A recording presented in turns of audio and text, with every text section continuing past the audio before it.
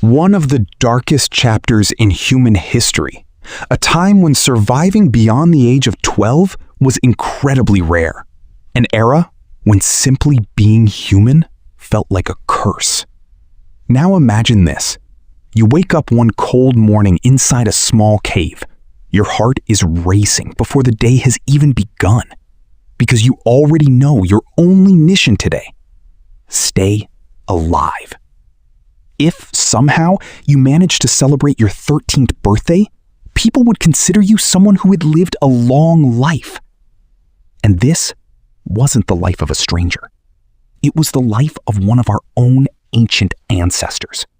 The ancestor who endured one of the harshest periods in human history, survived against impossible odds, and ultimately made our existence possible. November 4th, 1960, Tanzania. A 20-year-old young man was excavating at an archaeological site when suddenly his shovel struck something buried beneath the ground. His name was Jonathan Leakey. He was working alongside his famous scientist parents, Louis Leakey and Mary Leakey, at Olduvai Gorge in Tanzania. As they looked closer, they noticed a fossilized jawbone sticking out of the reddish African soil. It appeared to belong to an unknown ancient creature. Even more astonishing, the lower jaw still contained 13 remarkably well-preserved teeth. As the excavation continued, the team uncovered 2 large pieces of the skull, along with 21 bones from the hands and fingers. When the fossils were carefully assembled, they revealed something extraordinary. The skeleton looked remarkably human, yet it clearly wasn't a modern human. Its fingers were surprisingly similar to ours. That discovery convinced Louis Leakey and his research team to begin a detailed anthropological study of the fossil. Their first step was to determine its age using potassium-argon dating. The results were astonishing. This ancient individual had died approximately 1.8 million years ago. They estimated its brain volume at approximately 600 to 710 cubic centimeters, cc. For comparison, a modern chimpanzee has an average brain volume of about 400 cc. A modern Homo sapiens averages around 1350 cc. The discoveries didn't stop there. Later, the Leakey team uncovered another fossil from the same species, known as OH8. This time, they found an almost complete foot. The fossil revealed that the individual stood only about 3 to 4 feet tall. Its advanced foot structure provided even stronger evidence that this creature was one of humanity's ancient ancestors. Because of these remarkable discoveries, scientists gave the species a name: Homo habilis. Homo means human, while habilis means handy or skillful. A fitting name for a species capable of using its hands with remarkable precision. But another mystery quickly emerged. This newly discovered individual had also died at a very young age, between 10 and 14 years old. And that raised an even bigger question. Who exactly was Homo habilis? And why did so many of them seem to die before reaching the age of 12 or 13? But one question still remained. How could a species intelligent enough to make stone tools die so young? The mystery only deepened over the following years as more Homo habilis fossils were uncovered across different sites in East Africa. By the early 2000s, scientists had collected the remains of more than 26 individuals belonging to this species. For the first time, researchers had enough evidence to study the entire population as a whole. Many believe the answer to this mystery had been hidden in these fossils all along. One scientist in particular had spent years preparing for this moment. Paleoanthropologist Dr. Laura Monica Martinez had dedicated her career to mastering the techniques needed to extract information from fossils nearly 2 million years old. She specialized in physical anthropology, the study of the anatomy and evolution of humans and our ancient relatives. She was also an expert in dental microwear analysis, a method that allows scientists to estimate an individual's diet, environment, and even age simply by examining microscopic patterns on their teeth.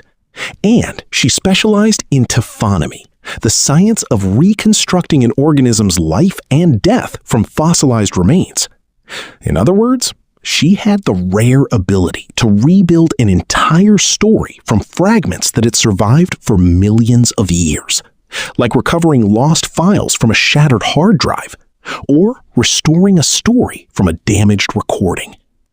Working with an international team of researchers, Dr. Martinez obtained 116 permanent teeth from 20 Homo habilis individuals, collected from fossil sites across East Africa, and began a detailed study at the University of Barcelona.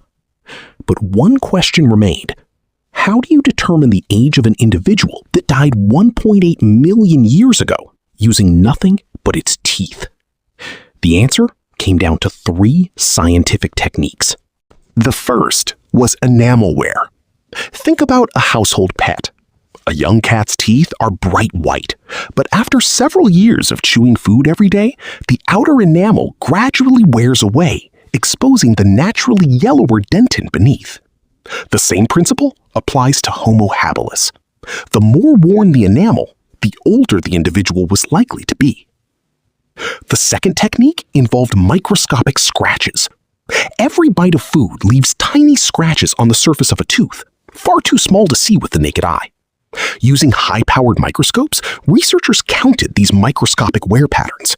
Generally, more scratches meant more years of use. The third technique was comparative computer analysis. The dental data were compared with modern humans, other ancient hominin species, dietary evidence, environmental conditions, demographic data, and previously published fossil records. Finally, advanced computer models were used to verify the results. After this extensive scientific analysis, the conclusion stunned researchers. The average age at death among the 20 individuals was just 12.8 years. In other words, most Homo habilis individuals appear to have died between the ages of 10 and 14. Only one specimen showed evidence of reaching approximately 25 years of age. Not a single confirmed individual lived beyond 30 years. But the most surprising discovery came afterward. The researchers acknowledged that they had excluded 5 juvenile specimens because they still had baby teeth. Had those younger individuals been included, the sample size would have increased to 25, and the average age at death would likely have been even lower. The team also pointed out an important limitation of the study. The fossil record suffers from what's known as selection bias. The skeletons that survive for nearly 2 million years are usually the larger, more durable ones. The fragile bones of infants and very young children often disappear long before they can fossilize. So what about the countless children who may have died at just 2 or 3 years old? They left almost no trace behind. If those missing individuals could somehow be included, researchers believe the true average lifespan of Homo habilis might have been closer to 8 or 9 years. It was a shocking conclusion, and a disturbing one. What kind of world were our ancestors living in, where reaching the teenage years was considered a long life?